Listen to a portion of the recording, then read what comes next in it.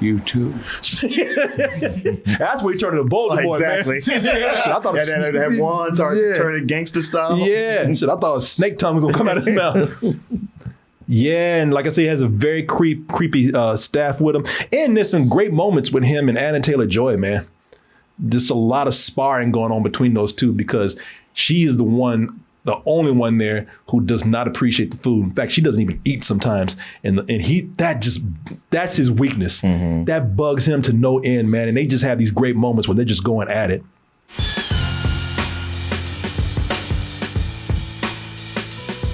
Let's talk about this little film, which many of you might start to hear about later on down the line.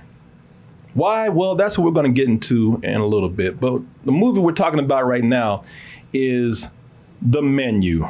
If I was to describe this movie, I would probably describe it in the way of the theme of the film. Mm-hmm. You know, because this is about food. This is about foodies and foodie culture. Hot cuisine. Hot cuisine right there. So if I was to describe this movie, I would do it in theme with the story that we have here. And I'm going to have to pull up my description right here. This is my first time working at this restaurant. Thank you very much. I'm sorry. You're the maitre d'. I'm a maitre d' right here. And I would say that the film that we have this evening will be a dark flavored satirical comedy, Martin, served with a side of sharp dialogue with a light drizzle of horror. Okay. Complemented with a nice glass of social commentary. Bon appetit. All right. Yeah. I'll order that. Oh, wait. No, never mind. I'll just get a hamburger. Ouch! Ouch! You are the people that is giving foodie culture a bad name. Sir, Michael D's is across the street. Thank you very much. Or perhaps you would like to see the Burger King. And his wife, the Dairy Queen. That's better than this bullshit you trying to give. Get him out! That's not even a real plate of food. Actually, I have something against foodie culture, and that's probably going to affect how I feel about this. It spoke to you. You sure did. I'll talk about that in a little bit. But with this movie right here, the story is that you have Chef Slowik, played by Ralph Fiennes right there. And he's pulled together a group of people, some regulars to his restaurants, some friends, some are people of privilege, Martin. I think they're all people of privilege. They are all people of privilege. And to a certain point, stupidity, they're paying for this shit right here because that's what they're doing. They're all willing to pay thousands of dollars for the experience that they're going to have here. And the experience that they are getting into, it is an evening of a fine dining experience that's featuring a menu that promises to take all of their senses. It's not about the taste buds. It's all about the smells, the sight. They even say, listen to the food if you can. Oh, yeah. It's going to take all your senses to a whole other level. And the food is incredible, of course. I mean, nobody would expect less out of Chef Slowik over here. But things start to take a sinister turn as the chef takes on everyone's dark secrets and makes them part of the entrees and also an even darker turn, a part of the evening's entertainment. And if I was to describe this, again, in any kind of way to simplify it even more, kind of think of this as Saw, but instead of with traps with food. You know, I don't know if I go so far as Saw, but I would. You know, my man Ralph Fiennes is Jigsaw, but he's a chef. He's not a little tricycle. He's not riding on a little tricycle that has traps and everything. You know, he brings all these people in with dark past and, tries to reveal them for who they really are. You know, it's a similar theme right there, except this one has more class, they would say. Okay. I mean, I think it's structured more like a classic horror movie with you got to spend the night in a haunted house. Except here it's a dinner table. Yeah. It's all part of the menu. It's okay. No, we're going to die tonight. Yes, we are. Thing with this movie is that it's a lot of things. First of all, technically, it's a horror movie. But they have more emphasis on this being a very dark comedy and a satire on, again, high-end foodie culture. Probably the horror theme would be the last thing on that list right there. Probably. Yeah, because they really play up the humor here. They really play up the satire that they have here. And, I looking Also at the social commentary. and also very much the social commentary. And I don't mind this because, as far as social commentary goes and as far as them doing a satire, I just put it like this, man. Y'all probably heard me say this before. There are a few people in life, not everybody, but there are a few people in life that I just think, to put it bluntly, are full of shit. And some of those people include, I'll just go down a quick list, art gallery culture, and I'm not saying everybody, but a lot of them I think are full of shit. Wine critics, I think, hey, look, I could be wrong, but I think they're full of shit. Movie critics, I think I'm full of shit. I'll give you that. Yeah, if I gotta be honest with you, I'll put myself out there too. And foodies, man. This whole foodie culture thing. Not all of it, because listen, I like to eat out. I like to eat out a lot. And I like to go eat out at nice restaurants. But I can't say that I'm a true foodie, especially a high-end foodie. But I'm always reading about, because I get food articles sent to me. Because I like restaurants. I like restaurant culture. But I often read about people who are paying thousands of dollars for a little bitty plate of food and a whole heaping bowl of bragging rights. I've seen it, and I think I think it's bullshit. Because it sounds cool, man, to a lot of people. You know what I'm saying? You've read about these things, man. Telling people how you went to Chef Ed's restaurant and you. and who created not dinner, but created art. They have a little sliver of organic tuna that was roasted over a lava rock, served on a Mars pebble, with garnished with a blade of grass from Narnia. Shit like that, man. That sounds kind of good, actually, the way you just said that. It sounds good, but I ain't paying $3,000 for it. Just to walk out of there and go across the street to Subway and get full, which I've done before, by the way. It just annoys me that these people hold themselves in such high regard because they think that because they're experts, now they think that they're smarter than a lot of people. When in actual reality, a lot of these people are some of the folks that are the easily duped. You look at, I'm not going to get into a whole discussion about that, but I'm just telling you, this is why I kind of really like this movie, because, we see it all the time, right? Like this article right here, how foodies were duped into thinking McDonald's was high-end food. You're not so smart. Why some wine experts can't tell good wine from bad wine. I've read it all, y'all. And so there's an appeal for somebody like me with this movie right here because of the characters that we'll talk about in a little bit, who are just extremely pompous ass characters. Well, I don't think there's anything wrong with enjoying food like this. And if you have the money where it doesn't hurt you to spend it, that's fine. Perhaps you've eaten some of everything, some of the best stuff, and you want to get into this food science and just say, hey, let me try something different. There's nothing wrong with that. This movie's taking jabs at some of these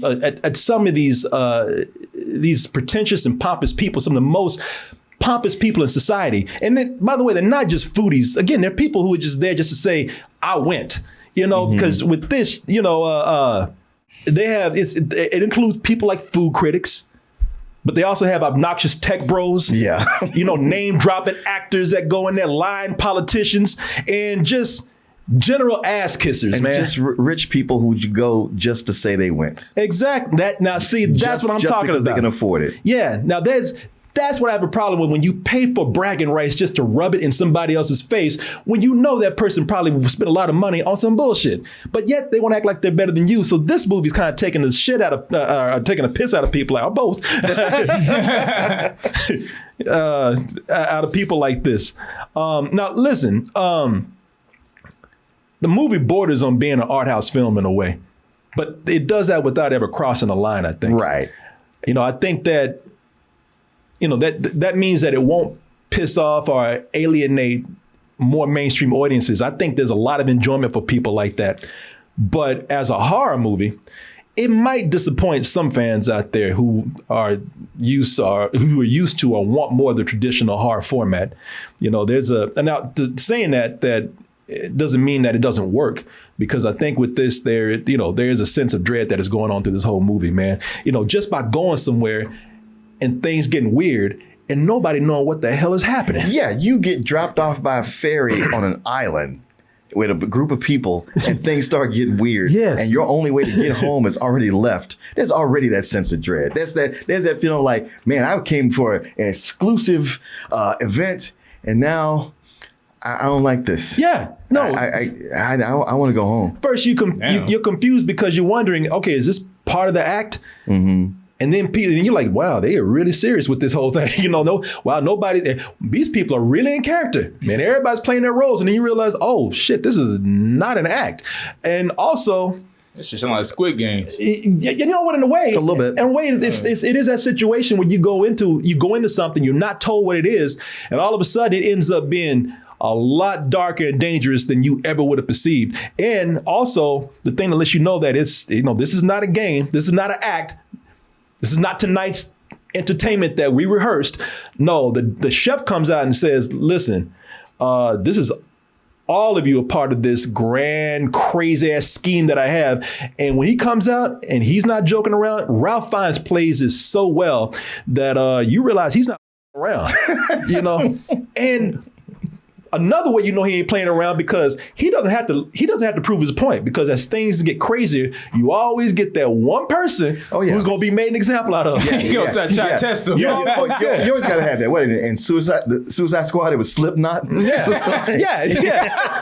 But in movies like this, you always got that one guy who's like, oh, excuse me, I'll handle this. I'll take care of this. Now see here. And I'm like, oh, we gonna see, all right. No.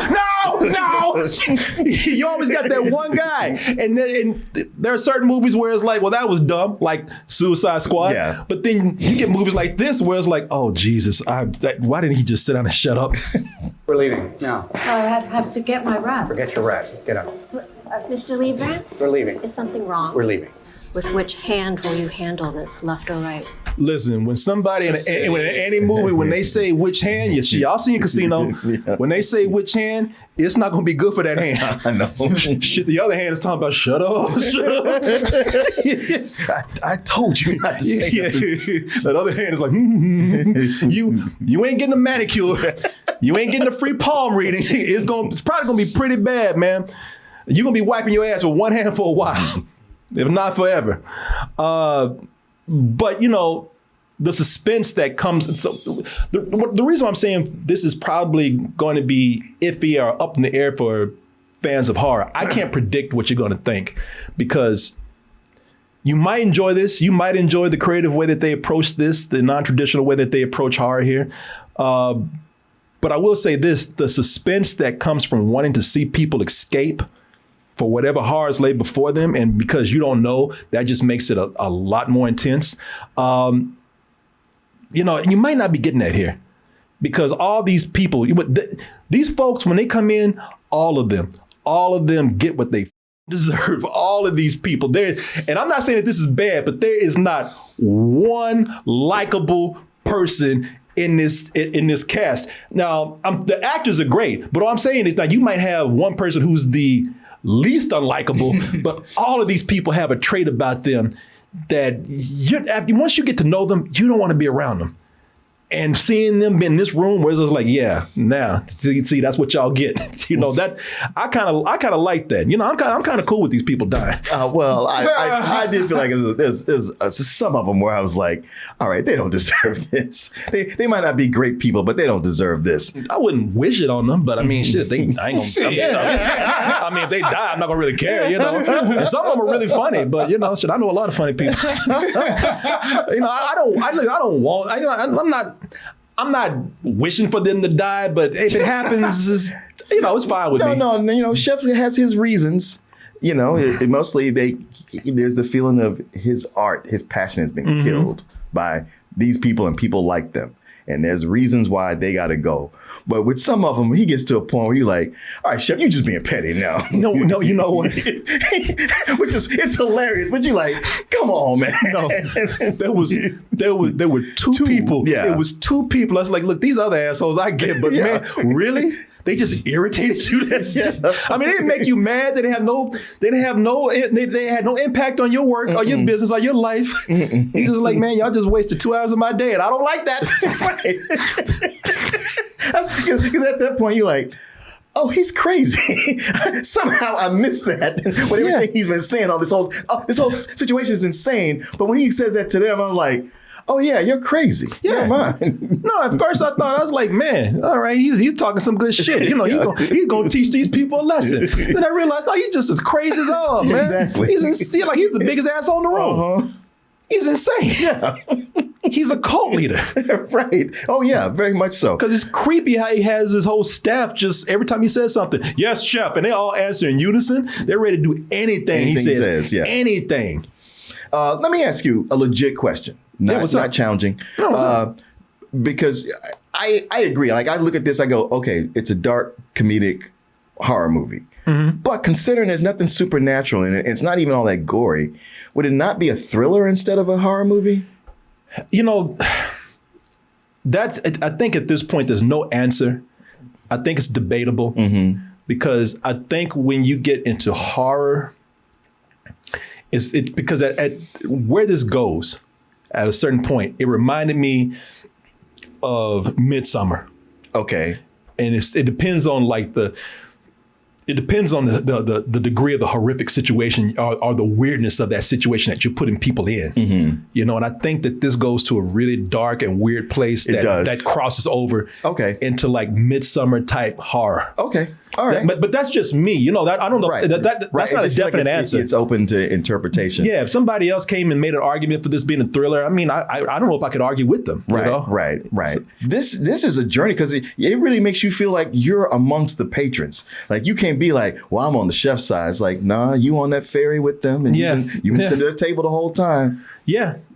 And even if you do start thinking you're on the chef's side, you're like, you know, I want to go back because he's a damn fool. You know, I'm talking because I'm saying that I'm making it sound like this doesn't work on a horror level or even a suspense level or a thriller level. No, the suspense is there. But the suspense, you know, it is there. You know, again. You know, it's not straight. It is broken up sometimes. And I don't know if people would like this because it is broken up at times with other things, such as, you know, so many scenes are punctuated with humor. I would say almost every scene is somewhat punctuated with humor. You saw, I'll show you another clip right here. You saw it in the trailer, but it's, you know, because a lot of the humor here comes from the dialogue. And the interactions, just the complete smart ass comments that these characters have for each other. Because again, that's the kind of people that they are. You know, they don't even respect each other, but they're very shallow. But there are moments of physical comedy in there that's actually very funny. It works. And again, you know, if you just want an intense moment throughout, unbroken, that's not what you're going to get here because this thing is going to be broken up a lot by the comedy. And depending on how you look at the comedy, if you don't like what they're doing here, then that is something that's going to turn you off. But like myself, if the comedy made you laugh, then it works fine. We now offer you the chance to escape. You'll be given a 45-second head start. Head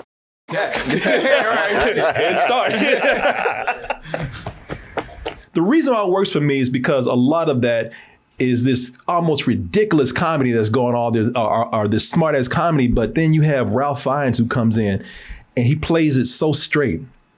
And he's so good in this, man. That contrast between the two it just works for me. Every course is described, you know, laid out with every ingredient. And it starts out dead serious the way they describe these courses. And as the movie goes along, these courses just get sillier. And then descriptions get sillier. These descriptions just get stupid after a while. Yeah, especially when somebody can't even make, somebody tries to cook and they put his ingredients up anyway, and they just let you know how bad this food is that he's making. Well, for me, it was the one where they serve you a bread plate with the different dips and butters, but no bread. Yeah. You know, there's a lot here to enjoy. If just like an entree, you know, if you're not looking for one thing, but you want a complete experience, there's a lot of courses here to be served. And if you take them all, they all do work together. They all do somehow complement each other.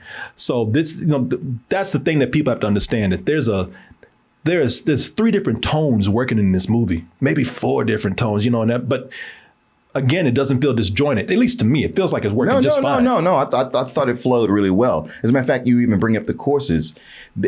It's such an element in the movie that with everything going on, every time a course was served, kind of look forward to seeing, okay, what's it going to be this time? Oh yeah. Now in this. And it's like 6 courses. It's 6 courses over time, man. But the cast is great, man. You know, it's got my new favorite actress, Hong Chow, in it. Oh, is that the dude from Succession? No. It's the woman, Elsa. Woman. But these people, this cast is great, man. And we can't name everybody here, but you know, but you've seen some of these people and other things. Of course, John Leguizamo's here. Anna Taylor-Joy, we all know her now. She's the main lead. They got your girl here from Ozark. Oh, Ozark, yeah. What's her name? The character's name I can't remember, but the actress's name, I'll look it up here. The actress's name, who I thought she was very good. I was watching this movie the whole time, and I was like, where have I seen this woman, man? And I was like, oh, that's right. She's from Ozark. Let me look her up right now. She, you know, everybody here. She plays the food critic. The one who comes in there the most confident, like, oh, I'm on, you know, the fate of his restaurant depends on me. You know, she comes in there with that kind of weight to the character. Janet McTeer is her name. Oh, that's right. The person that I thought, looking at the trailer, that I thought I was going to like, and I couldn't stand him, the one I hated the most. And he was probably not even as bad as some of these people, but just his demeanor. It was Nicholas Hoult as Tyler. Yeah. He got on my nerves so much, but Nicholas Hoult was great at it. Oh, yeah, he's great because he's very likable in the beginning. It's just like, you know, he's into it. He's a fanboy. And you're like, actually, the date, Anya Taylor-Joy, she was kind of getting on my nerves because he's really into it. And she's all like, oh, you like this shit, huh? It's like, yes, you know he does. But after a while, you're like, all right. Yeah, he's just nerding out about food to the point of being annoying, man. But again, you have to understand that these characters are annoying by design. Mm-hmm. They're unlikable by design. And almost the more unlikable they are, the greater the performance is. True. He was so annoying, he got on Chef's nerves. You think he's gonna like me? Chef's like, no, I hate you already. I hated you from the moment you walked in here. I think it's a lot of good stuff going on in this movie. But as I said, Ralph Fiennes, man, he's the one that really, he's the one I really enjoyed in this movie, man. He comes in, and the thing is, it's a hard role for anyone to pull off, but he does it great. And the reason why is because you have to have a balance with this character. This character has to have both respect and contempt for these people. And he manages to come across as both respecting these people because they have to eat his food, but at the same time, you know, he can't stand these people, man. Mm-hmm. But he's still polite about it. To the point where, like I said, he's just off. I mean, he's that kind of, like, it's that thing where, you know, underneath he hates these people, but he's being so polite, and it's that kind of politeness that comes off as cold and very scary too. You too. That's where he turned into Voldemort, exactly. Man. I thought they'd have wands or turning gangster style. Yeah, I thought a snake tongue was gonna come out of his mouth. Yeah, and like I say, he has a very creepy staff with him. And there's some great moments with him and Anna Taylor-Joy, man. just a lot of sparring going on between those two because she is the only one there who does not appreciate the food. In fact, she doesn't even eat sometimes. And that's his weakness. That bugs him to no end, man. And they just have these great moments where they're just going at it. It's almost a little bottle film, man. Oh, it's very much a bottle film. Yeah, most of it takes place in one setting, and that is his restaurant, which has the kitchen exposed right there for everybody to see. But they use the environments well, man. Cinematography is great, and they use the cinematography well because before you get to this small kitchen, they let you see the outside, the beach. They let you see where the food is coming from, and all of it looks very nice, man. The kitchen itself is beautiful. The whole setting it looks great. It's another film to add to the list of what I think is great horror because if nothing else, it's interesting what they do with it. We've had a lot of horror that's done so many different things this year. We've had anything from the more traditional like splatter movie, the gruesome movie, to experimental feeling horror like Barbarian, and And Pearl, and I'll even put like that dark phone booth. What is it? The Black Phone. The Black Phone in there. There's been a lot of different flavors of horror. Pun intended, probably. I didn't mean to, but I'll go ahead and say, different flavors of horror that have been going on here. And this is just another interesting notch in there. Now, when I say interesting, I think even people who don't like it can appreciate some things that they do here. But for myself, it's one of my favorites of the year, man. I enjoyed the unpredictability of it. I enjoyed, sitting in this room and just feeling this dread, not knowing what was gonna happen, but having the structure of the film just give me that sigh of relief through a laugh that was much needed at that point. There are some jokes in here I wish I could tell you, but I don't want to. But there were some jokes that hit at just the right moment. This is the biggest thing that horror fans need to know. The ending. The ending is surely gonna not please a lot of people. And that's just not horror people too. The ending's gonna be that kind of ending where, a lot of people were probably expecting this to go one way and it doesn't go that way at all. It might even be too convenient for some characters. It might be completely unrealistic for the rest of the characters. But I enjoyed this as satire. I enjoyed the clever writing. I enjoyed the dialogue. It's one of my favorites of the year. I give this full price. I'm surprised because this is a movie that played at Fantastic Fest, and I had a lot of people come up and tell me how much they loved it. It was their favorite film of the festival, and I was like, yeah, y'all say that, and then I go see it, and it doesn't quite live up to the hype. But this totally did. It was right up my alley for everything. It all flows together, back and forth. So there's always something coming at you, and there's never a dead spot, and there's never a point where you're like, well, that's stupid. It's like, no, this works, and this feeds to that, and everything keeps building, which is what a movie is supposed to do. I'm saying it like, yeah, it's basic, but so many movies fail at doing that. But the only thing I thought was on the weak side was the ending, and I wasn't even like bummed out about it, but it was just that feeling of like, I thought it would end a little stronger. It's like, this is okay, but it's fine. But I'm with you. It's a full price. This is like the year they say, hey, we're gonna make horror movies that you like. I tell you though, that like I keep talking about the comedy and I keep talking about the horror, but man, the tension is there throughout. The thing that got me was every time a meal was served, Ralph Fiennes came out and did this big ass loud clap.